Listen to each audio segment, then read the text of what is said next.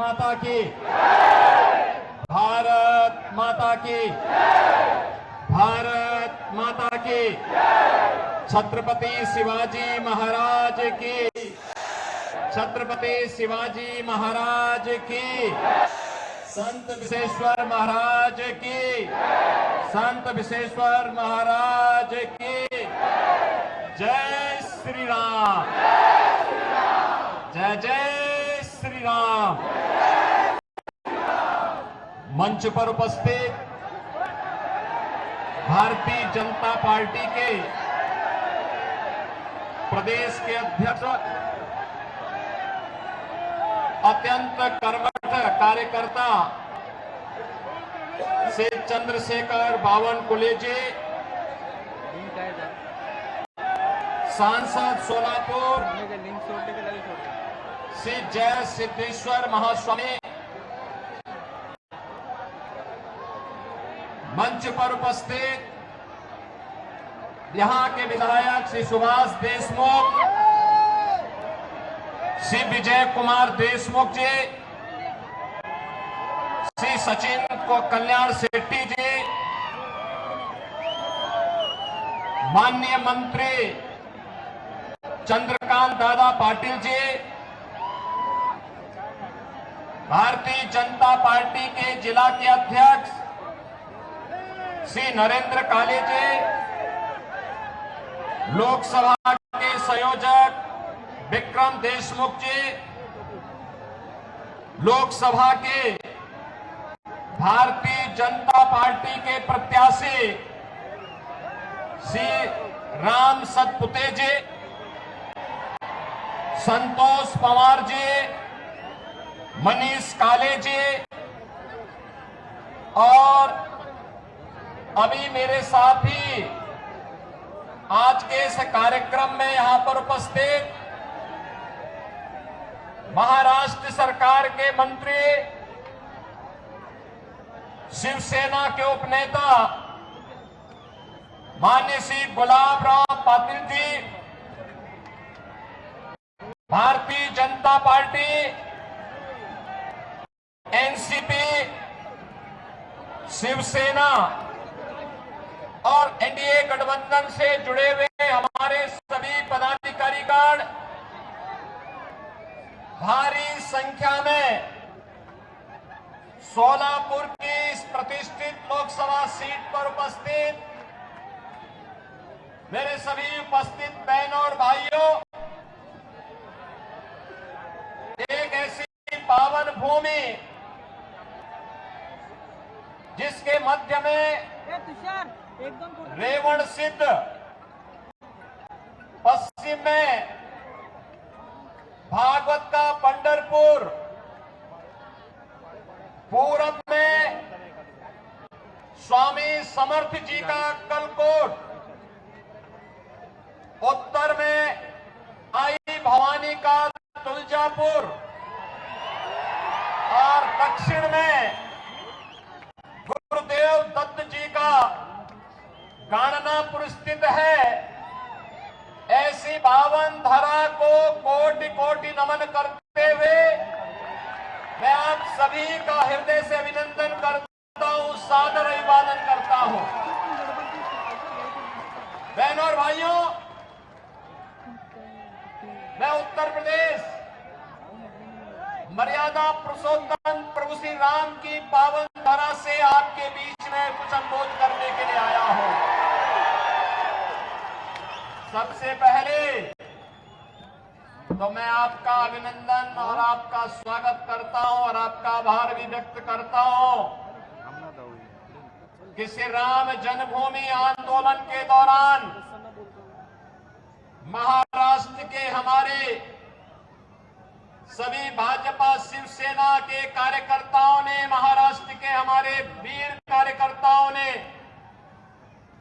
जिस आंदोलन में बढ़ चढ़ करके भाग लिया और उस दौरान राम जन्मभूमि मुक्ति के उस आंदोलन के साथ जुड़ करके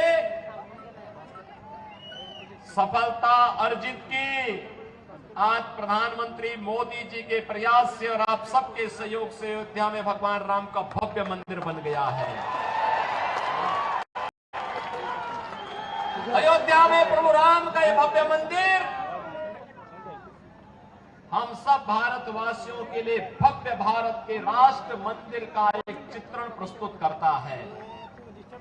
बहनों और भाइयों, अयोध्या का राम मंदिर इस बात का संकेत है कि अगर हम एकजुट होकर के कार्य करेंगे तो सिद्धि हमें अवश्य प्राप्त होगी। कोई ताकत हमें रोक नहीं सकती है। मोदी जी ने, प्रधानमंत्री मोदी जी ने 10 वर्षों तक इस देश के अंदर प्रयास करके उनके प्रयासों में बाबा साहब भीमराव अम्बेडकर का संविधान, महात्मा फूले, सावित्रीबाई फूले और सरदेव बाला साहब ठाकरे के विचारों की प्रेरणा प्रधानमंत्री मोदी जी के एक एक कार्य में झलकती है और उसी का परिणाम है पूरे देश के अंदर चारों ओर एक ही स्वर से लोग आवाज उठा रहे हैं।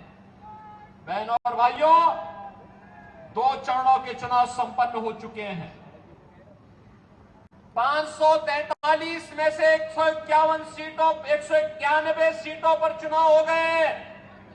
उत्तर, दक्षिण, पूरब, पश्चिम चारों ओर मुझे जाने का अवसर प्राप्त हुआ। कल ही मैं वेस्ट बंगाल में था। बहनों और भाइयों, मैं कह सकता हूं चारों ओर एक ही स्वर गूंज रहा है। अकेले उत्तर प्रदेश में 80 लोकसभा सीट है और चारों ओर एक स्वर से आवाज आ रही है कि फिर एक बार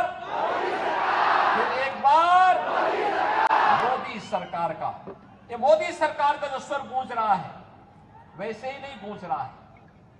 10 वर्ष तक बाबा साहब भीमराव अम्बेडकर के संविधान की पूजा करते हुए, महात्मा फूले के सामाजिक न्याय को अंगीकार करते हुए, सावित्रीबाई फूले के ज्वाला को आगे बढ़ाते हुए जो सिंहनाथ मोदी जी ने किया है, आज उसका परिणाम हम सबके सामने है। 140 करोड़ भारतवासियों का दुनिया के अंदर सम्मान बढ़ा है। भारत की सीमाएं सुरक्षित हुई हैं। एक सुरक्षित भारत किस रूप में सुरक्षित हुआ है? आज कोई भी देश, कोई भी दुश्मन भारत की सीमा का अतिक्रमण नहीं कर सकता। आतंकवाद, नक्सलवाद समाप्त। अगर कहीं जोर से पटाखा भी फूटता है तो पाकिस्तान पहले सफाई देता है कि मेरा हाथ नहीं है, क्योंकि इसे मालूम है ये नया भारत है, छेड़ता नहीं है। लेकिन अगर कोई छेड़ेगा तो फिर उसको छोड़ता भी नहीं है। ये नया भारत है। ये कांग्रेस के समय का भारत नहीं है कि कोई एक थप्पड़ मारता था वो कहता था अरे रुक जाओ यार, देखो कहीं माहौल खराब ना हो जाए। ऐसा नहीं है। अगर कोई थप्पड़ मारेगा तो जोरदार घूंसे से उसका जबड़ा तोड़ने की हिम्मत आज का भारत रखता है। और इसलिए बहनों और भाइयों, मैं आज आप सबको यही कहने के लिए आया हूं, डेवलपमेंट का कार्य मोदी जी ने 10 वर्ष में जो तैयार किया है, ये विकसित भारत की आधारशिला बन चुका है। भारत आज दुनिया की सबसे बड़ी उभरती हुई अर्थव्यवस्था के रूप में स्थापित हुआ है। कौन ऐसा सच्चा भारतीय होगा जो अपने देश को विकसित भारत के रूप में न देखना चाहता होगा? हर भारतवासी की इच्छा है, क्योंकि जब मेरा देश आत्मनिर्भर होगा, विकसित होगा, तो हर चेहरे पर खुशहाली होगी, हर नौजवान के हाथ में रोजगार होगा, हर किसान आत्मनिर्भर होगा, हर बहन और हर माताएं, हर बेटियां स्वावलंबन की ओर अग्रसर होंगी, हर श्रमिक खुशहाल जीवन व्यतीत करेगा, हर व्यापारी का व्यापार बढ़ेगा। और यही तो मोदी जी चाह रहे हैं। इसी भारत की परिकल्पना को साकार करने के लिए वे प्रयास कर रहे हैं। कांग्रेस ने तो गरीबी हटाओ का नारा दिया था, 65 वर्षों में गरीबी नहीं हटा पाए। मोदी जी ने मात्र 10 वर्ष में 25 करोड़ लोगों को गरीबी रेखा से ऊपर उठा करके खुशहाल जीवन व्यतीत करने के लिए छोड़ा। आज बहनों और भाइयों, पूरे देश के अंदर 80 करोड़ लोगों को फ्री में राशन मिल रहा है। 60 करोड़ लोगों को 5 लाख रुपए की आयुष्मान भारत की सुविधा मिल रही है। 50 करोड़ लोगों को जनधन अकाउंट खुल गए। जो कांग्रेस पहले दिल्ली से आने वाले पैसे को, मुंबई से आने वाले पैसे को बंदर बांट कर देती थी, खा जाती थी, हड़प कर जाती थी, सेंधमारी करती थी, आज मोदी जी ने आपके लिए जनधन अकाउंट खोल दिया। पैसा सीधे उस अकाउंट में आएगा। कांग्रेस के लोगों को अब उसमें सेंधमारी करने का अवसर नहीं मिलेगा। बहनों और भाइयों, 12 करोड़ किसानों को किसान सम्मान निधि, 12 करोड़ घरों में शौचालय बन जाना, 10 करोड़ घरों में उज्ज्वला योजना का एलपीजी का सिलेंडर फ्री में पहुंच जाना और 4 करोड़ गरीबों को एक प्रधानमंत्री आवास मिल जाना, 2.5 करोड़ घरों में बिजली की रोशनी पहुंच जाना, इंफ्रास्ट्रक्चर में highway, railway, metro, rapid rail, IIT, IIM, triple IT, NIT, world class university, 1 district 1 medical college और एम्स की जो श्रृंखला पूरे देश के अंदर खड़ी हुई है, ये नए भारत को विकसित भारत के रूप में प्रस्तुत करने की आधारशिला है। और इसीलिए आज मैं कहने के लिए आया हूं, बहनों और भाइयों, विकास भी है, गरीब कल्याण भी है, सुरक्षा भी है, सम्मान भी है और उससे बढ़कर के है आपकी आस्था का सम्मान। क्या अयोध्या में प्रभु रामलला का मंदिर ये कांग्रेस के लोग बना पाते क्या? ये लोग बना पाते क्या? इनसे उम्मीद करते हैं क्या? कांग्रेस के लोग तो क्या कहते थे राम हुए ही नहीं, और जब राम मंदिर बन गया तो फिर कहते थे कि मंदिर की डेट कब, जब राम मंदिर के लिए जब फैसला हो रहा था तो ये क्या कहते थे कि अगर फैसला होगा तो खून की नदियां बहेंगी। अरे हमने कहा देखो हम हैं यूपी में, चिंता मत करो, खून की नदियां नहीं, एक मच्छर भी नहीं मरने वाला, चिंता मत करो। और भाइयों, यूपी में पिछले 7 वर्ष में एक भी दंगा नहीं हुआ। 25 करोड़ की आबादी है, एक दंगा नहीं, कोई कर्फ्यू नहीं, और बड़े बड़े माफिया, एक तरफ राम मंदिर बना है और दूसरी तरफ बड़े बड़े माफियाओं का राम नाम सत्य है कि ये है यूपी। लेकिन मैं केवल आपसे कहने के लिए आया हूं, ये लोग आपकी आस्था का सम्मान नहीं कर सकते, कांग्रेस के लोग नहीं कर सकते, वो लोग आपको गुमराह कर रहे हैं। बहनों और भाइयों, ये वही कांग्रेस है जिसने राम के अस्तित्व पर प्रश्न खड़ा किया था, और यही कांग्रेस है जिसने हिंदुओं को अपमानित करने के लिए हिंदू आतंकवाद का शब्द भी दिया था। हिंदू आतंकवाद, क्या हिंदू आतंकवादी होता है क्या? ये कांग्रेस के लोगों को क्या हो गया था? यूपीए की सरकार थी और तब इन्होंने हिंदू आतंकवाद शब्द भी दिया था। और आप याद करिए कौन व्यक्ति था देश का गृह मंत्री उस समय, याद करिए। उसी के लोग, उसी के परिवार के लोग आज चुनाव लड़ने के लिए यहां पर अपने खूनी पंजे के साथ आपके बीच में आए होंगे, और उसी से सावधान करने के लिए मैं आपके बीच आया हूं, आपसे कहने के लिए। उस समय इन्होंने कहा था, जब मालेगांव के विस्फोट हो रहे थे, तब इन्होंने कहा था इसमें योगी आदित्यनाथ का भी नाम होगा, हम सीबीआई का रेड कराएंगे। हमने कहा एक बार प्रमाण के साथ भेजना मेरे पास थोड़ा। अपने कृत्यों पर इनको कभी पश्चाताप नहीं होगा। और बहनों और भाइयों, हिंदुओं को अपमानित करने के लिए, हिंदू आस्था पर कुठाराघात करने के लिए इन्होंने क्या कुछ नहीं किया है। कांग्रेस चाहती तो 65 वर्षों तक शासन करने का उसे अवसर मिला था। वह भारत को दुनिया की एक बड़ी ताकत बना सकती थी, देश को नक्सलवाद आतंकवाद से मुक्त कर सकती थी। लेकिन आतंकवाद की जड़ कांग्रेस, देश के अंदर नक्सलवाद की समस्या कांग्रेस ने दी, गरीबी कांग्रेस ने दी, भ्रष्टाचार कांग्रेस ने दिया, देश की सुरक्षा में सेंध कांग्रेस ने लगाया। और अब तो कांग्रेस अपने घोषणा पत्र के माध्यम से ओबीसी, अति पिछड़ी जाति यानी पिछड़ी जाति के आरक्षण पर और अनुसूचित जाति जनजाति के आरक्षण पर भी सेंधमारी करने का प्रयास कर रही है। कांग्रेस का घोषणा पत्र बताता है, वह कांग्रेस का घोषणा पत्र क्या कहता है? कांग्रेस का घोषणा पत्र इस बात की पुष्टि करता है कि यूपीए सरकार के समय कांग्रेस ने यही प्रयास किया था। उस समय उसने जस्टिस रंगनाथ मिश्रा के नेतृत्व में एक कमेटी बनाई थी और कमेटी ने कहा था कि पिछड़ी जाति के लोगों को मिलने वाले 27% आरक्षण में से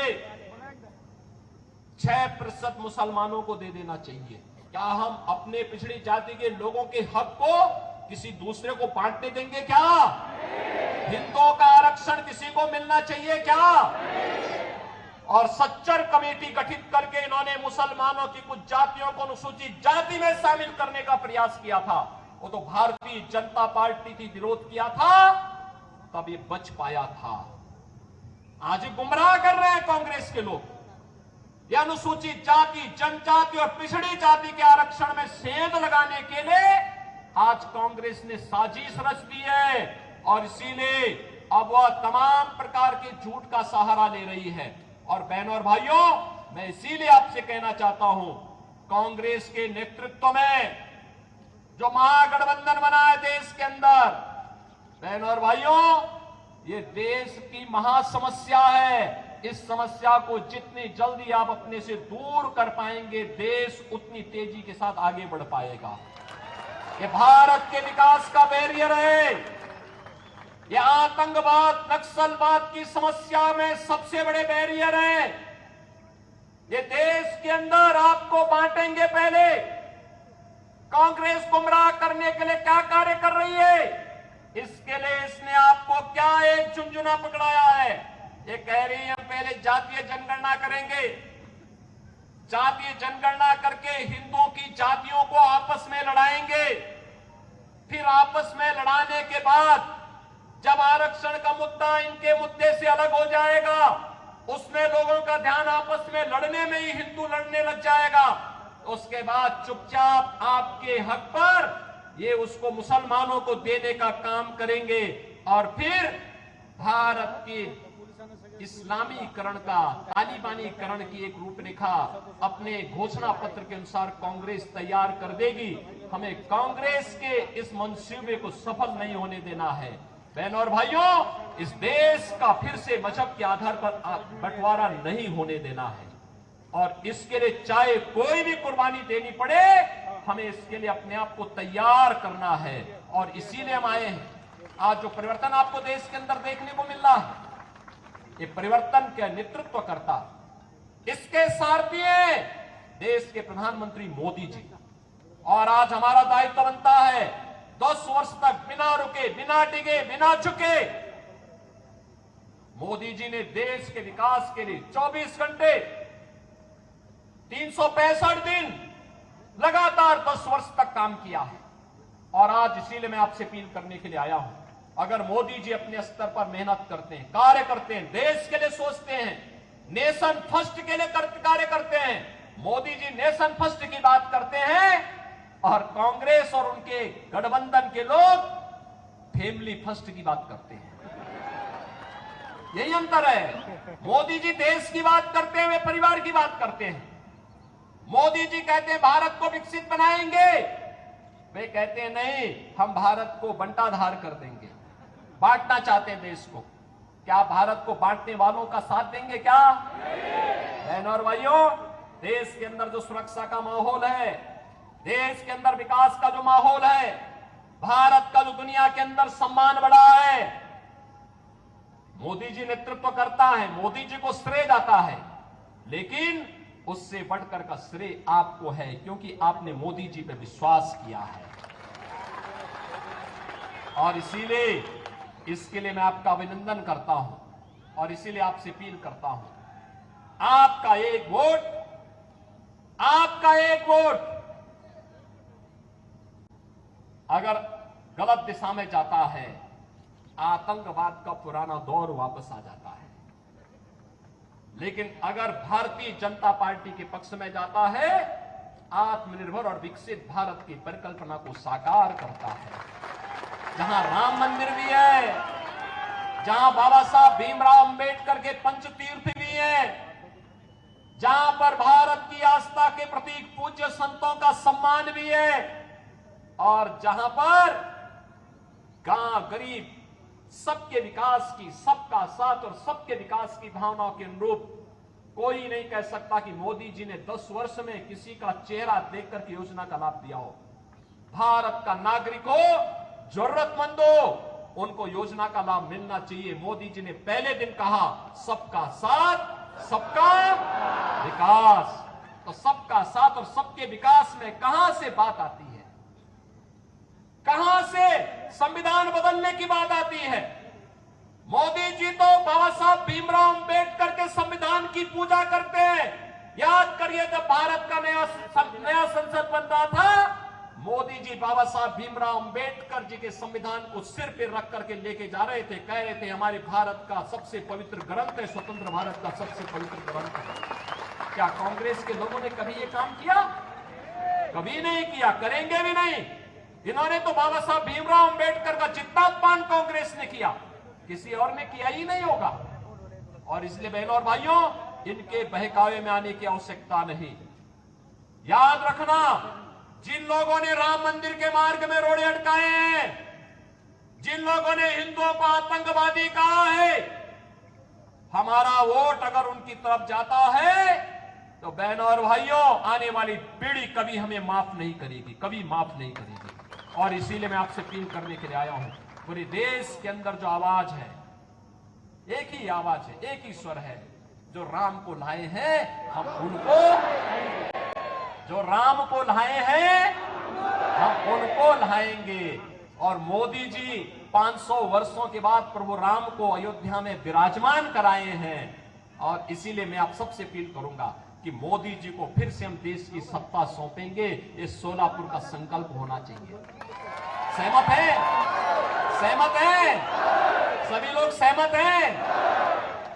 श्री राम भाई सतपुते को भारी बहुमत से विजयी बना के भेजेंगे, लेकिन आपको घर घर जाना पड़ेगा, मोदी जी का प्रतिनिधि बन करके जाना पड़ेगा। जाएंगे? श्री चंद्रशेखर बावनकुले जी का प्रतिनिधि बन करके जाना पड़ेगा। जाएंगे?